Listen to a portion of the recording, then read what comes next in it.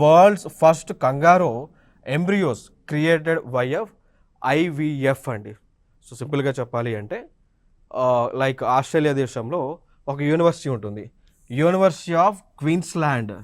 Australia దేశంలో university of Queensland అనేటువంటి ఒక యూనివర్సిటీ ఉంటుంది.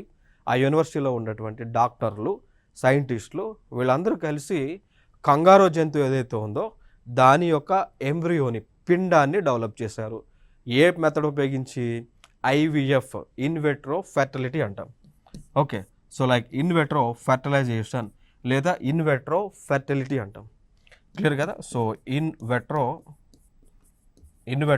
ఫర్టిలిటీ లేదా ఫర్టిలైజేషన్ అని పిలవచ్చు. సో ఈ మెథడ్ ద్వారా ఆర్టిఫిషియల్గా, అంటే నథింగ్ బట్ టెస్ట్ ట్యూబ్స్లో కంగారో యొక్క పిండాన్ని, ఎంబ్రియోని వీళ్ళు తయారు చేయడం జరిగింది. క్లియర్ కదా? ఇది అడ్వాన్స్డ్ అన్నట్టుగా.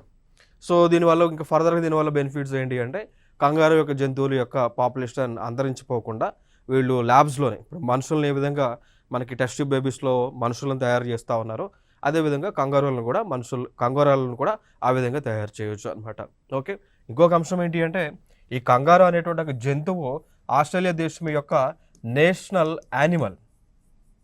కంగారో అనేటువంటి ఒక జంతువు ఆస్ట్రేలియా దేశం యొక్క ఒక నేషనల్ యానిమల్గా మనం చెప్పుకోవచ్చు.